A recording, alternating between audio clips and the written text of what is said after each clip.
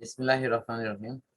আমাদের অনলাইন শিক্ষা কার্যক্রমে মাধ্যমিক শ্রেণীর রসায়ন বিজ্ঞানের জৈব যৌগ অংশটি নিয়ে আমরা আলোচনা করছি। আমরা পূর্বের ক্লাসের ধারাবাহিকতায় এখন আমরা এই জৈব যৌগের প্রাথমিক দিকগুলো নিয়ে আলোচনা করব। আমরা পূর্বের যে বিষয়গুলো নিয়ে সংক্ষিপ্তভাবে আলোচনা করেছি তা হলো জৈব যৌগ কি এবং জৈব যৌগের সূচনাতে প্রাণ রসায়ন মতবাদ কি।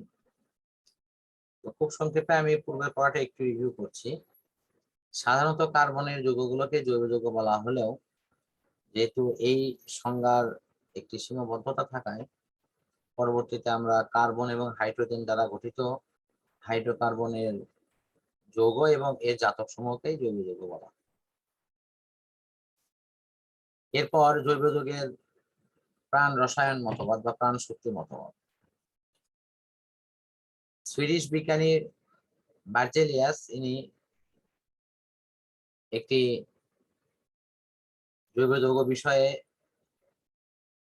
তার মতামত প্রকাশ করেন, যেটি প্রাণ শক্তি মতবাদ নামে পরিচিত। তার এই মতবাদের মূল কথাগুলো এরকম যে প্রাণ শক্তির রহস্যময় প্রক্রিয়ায় জৈব যৌগ প্রাণীর শরীরে, বিশেষ করে একটা জীবের শরীরে এটি তৈরি হয়। এটাকে গবেষণাগারে তৈরি করা সম্ভব না। এটা ছিল প্রাণ শক্তি মতবাদের মূল কথা। কিন্তু তারই ছাত্র মিস্টার ফ্রেডরিক উইলার, জার্মান ভাষায় ডাব্লিউর উচ্চারণ হয়, এর বাংলা নামটি হচ্ছে খোলা। ইনি অ্যামোনিয়াম সায়ানেটকে উত্তপ্ত করতে গিয়ে ইউরিয়া পেয়ে যান এবং সেখানে অ্যামোনিয়া গ্যাসের ঝাঁঝালো গন্ধ পান এবং তার তখন মনে হয় যে প্রত্যেকটি স্তন্যপায়ী প্রাণীর যকৃতে থাকা অ্যামাইনো অ্যাসিড এটা অতিরিক্ত হলে সেটি ভেঙে ইউরিক অ্যাসিড তৈরি করে এবং এটি প্রস্তাবের সাথে বের হয়ে আসার সময় অ্যামোনিয়া গ্যাসের ঝাঁঝালো গন্ধ পাওয়া যায়। যেহেতু অ্যামোনিয়া গ্যাসের ঝাঁঝালো গন্ধ পাওয়ার অর্থ হচ্ছে সেখানে ইউরিয়া আছে, আর ইউরিয়াটা হলো জৈব যৌগ। ঠিক সেই কারণেই তিনি এই ঘটনার মধ্য দিয়ে সকল যুগের সকল কালের জৈব রসায়নবিদদের জন্য জৈব যৌগের দ্বার উন্মোচন করেন। তার এই কাজের স্বীকৃতি স্বরূপ তাকে জৈব রসায়নের জনক বলা হয়। আমরা এরপর দেখব জৈব যৌগের প্রাচুর্য এর কারণ কি। ফার্স্ট হলো আমরা বোঝার চেষ্টা করবো প্রাচুর্য কথাটির মানে কি। প্রাচুর্য মানে এটি অধিক পরিমাণে থাকা। জৈব যৌগ কেন এত বেশি পরিমাণে আছে? আমাদের এ পর্যন্ত আবিষ্কৃত 118টি মৌল বা তার কাছাকাছি সংখ্যক মৌল দ্বারা গঠিত অজৈব যৌগের সংখ্যার তুলনায় জৈব যৌগের সংখ্যা প্রায় 100 গুণ বেশি। তো এই যে জৈব যৌগের সংখ্যাটা এত বেশি, এটার পেছনে মৌলিকভাবে 2 থেকে 3টি কারণ দায়ী। 1 নম্বর, ক্যাটিনেশন ধর্ম। কার্বনের যে ক্যাটিনেশন ধর্ম সেটি অন্যান্য মৌলের ক্যাটিনেশন ধর্ম থেকে একেবারেই ভিন্ন। কার্বন অসংখ্য রকমের সেকল, শাখা সেকল, চক্র সেকল, মুক্ত সেকল, যুক্ত সেকল, অনেক রকম সেকল তৈরি করার মধ্য দিয়ে তারা নানা কাঠামোর যৌগ তৈরি করতে পারে।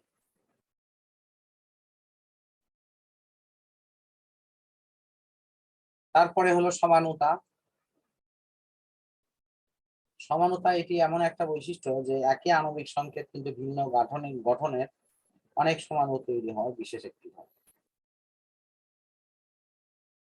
এরপরে জৈব যৌগের যে সমানুতার বাহিরে যে বিষয়টি আছে সেটি হলো যে কার্বনের যোজনী 4 হওয়া। আসলে কার্বনের যোজনী 4 হওয়ার মাধ্যমে কার্বন কিন্তু এই বহুমুখী বৈশিষ্ট্য লাভ করেছে। সুতরাং জৈব যৌগের প্রাচুর্যের পিছনে এর যোজনীর প্রভাবটিও কিন্তু উল্লেখযোগ্য। এখন আমরা জৈব যৌগের শ্রেণী বিভাগ নিয়ে করব। জৈব যৌগের পরিমাণটা এত বেশি, এটিকে সাধারণভাবে বর্ণনা দিয়ে কিন্তু আমরা এটির পূর্ণাঙ্গ অবস্থান আমরা বুঝাতে পারবো না। এটি নানা প্রকৃতি, নানা অংশের উপর ভিত্তি করে এটার প্রকারভেদ আছে। আমরা এই প্রকারভেদ গুলো ক্রমান্বয়ে ইনশাআল্লাহ বোঝার চেষ্টা করব।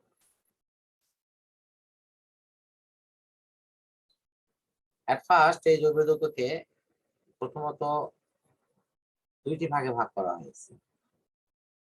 একটি হলো মুক্ত শেকল, আরেকটি হলো তোমার যুক্ত শেকল। তো মুক্ত শেকলের মধ্যে আছে সরল শেকল এবং শাখা শেকল, আর যুক্ত শেকলে আছে দুই ধরনের। তোমার এটি হলো তোমার একটি অ্যালিসাইক্লিক আর একটি হেটারোসাইক্লিক। আমরা এই নামগুলো একটু এখান থেকে বোঝার চেষ্টা করব।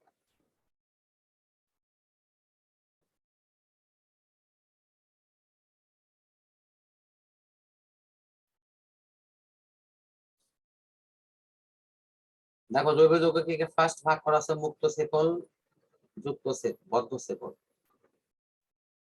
তো মুক্ত শেকল এটা আবার দুই প্রকার, একটা হলো সম্পৃক্ত আর একটা অসম্পৃক্ত।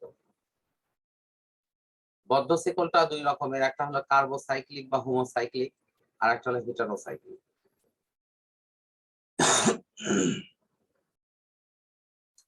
এখন আসলে এই যে মুক্ত শেকল, সেগুলো সম্পৃক্ত অসম্পৃক্ত যৌগ নামে পরিচিত। সম্পৃক্ত মানে যাদের ক্ষেত্রে একক বন্ধন আছে, আর অসম্পৃক্ত মানে যাদের ক্ষেত্রে একক দ্বিবন্ধন বা ত্রিবন্ধন আছে।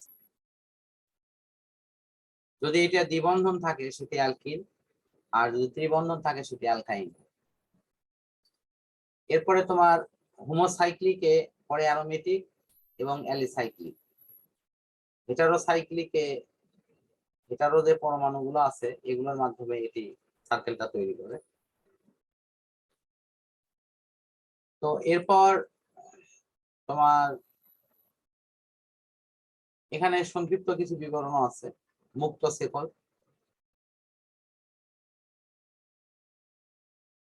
এগুলো যা উদাহরণ হিসেবে মুক্ত শেকল, অর্থাৎ এই শেকলের শেষ যে অংশটা সেটা ফ্রি থাকে, এটা অন্য আরো কারোর সাথে যুক্ত হওয়ার একটা প্রবণতা থাকে।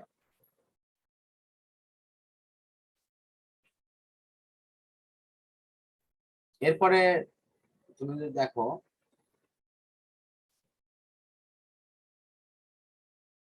যে মুক্ত শেকল গুলো দুই ভাগে বিভক্ত, একটি সম্পৃক্ত মানে একক বন্ধন যুক্ত যে জৈব যৌগগুলো এগুলোকে সম্পৃক্ত বলা হয়, আর দ্বিবন্ধন অথবা ত্রিবন্ধন যুক্ত যেগুলো আছে সেগুলো অসম্পৃক্ত। আমরা সম্পৃক্ত দ্রবণ যদি বলি, সেই দ্রবণের মধ্যে নতুন করে কোনো কিছু দেওয়া যায় না, আর অসম্পৃক্ত মানে নতুন করে আরো সেখানে দ্রব্য মেশানো সম্ভব। তো আশা করি যে এই টপিকস এর এই পর্যন্ত করাটা ঠিক ঠিক বুঝতে পারছো। এখন আমরা দেখবো হলো বদ্ধ শেকল অংশ। কতগুলো কার্বন সুনির্দিষ্ট সংখ্যায় পরস্পরের সঙ্গে যুক্ত হয়ে যখন একটা বলয় তৈরি করে সেটি বদ্ধ শেকল হয়।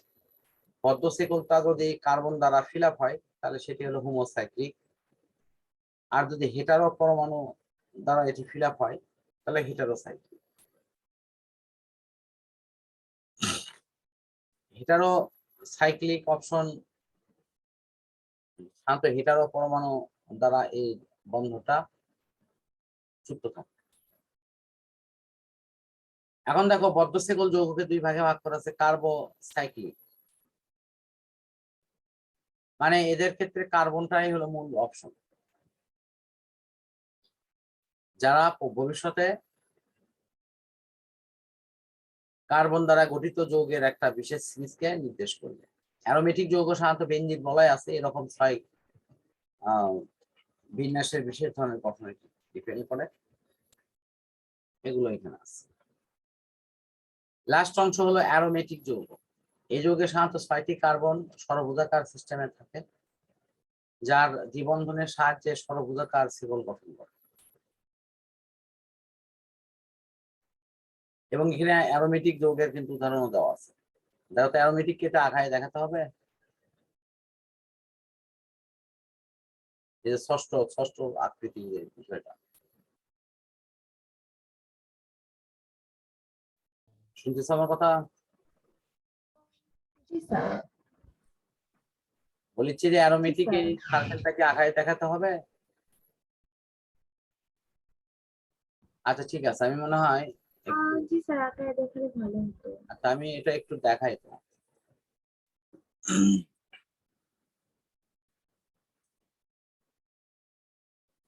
এই যে ষড়ভুজটা তুমি যদি আঁকাও,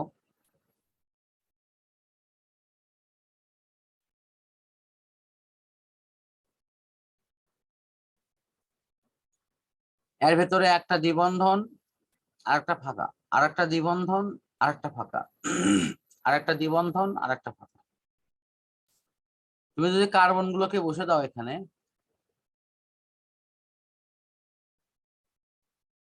এখানে কার্বন দিলে এখানে কার্বন দিলে সব জায়গাতে 3 3 করে হচ্ছে, দেখো ভালো করে।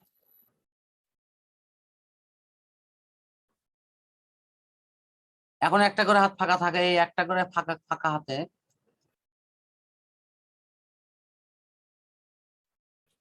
এই ফাঁকা হাতগুলোতে হাইড্রোজেন বসে দাও, কোনো চিন্তা ভাবনা ছাড়া। তাহলে সবগুলোর সাথে যদি হাইড্রোজেন যুক্ত হয় তাহলে কি হবে? সিরিজ হবে না? দেখো তো, এখানে হাইড্রোজেন দিলা, এভাবে তুমি সবগুলোর সাথে লাগাইলে তুমি এটা গঠন পাবো।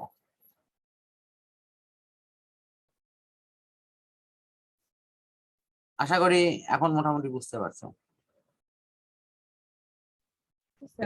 এই ক্ষেত্রে আমরা লিখি কিন্তু এভাবে C6H6।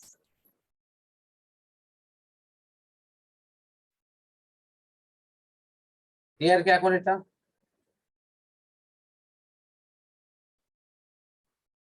হ্যালো। জি স্যার, বুঝতে পারছি। আচ্ছা ঠিক আছে, তাহলে আমার মনে হয় যে আমরা এই সেশনের পড়াটা মোটামুটি এখানেই শেষ করতে পারি।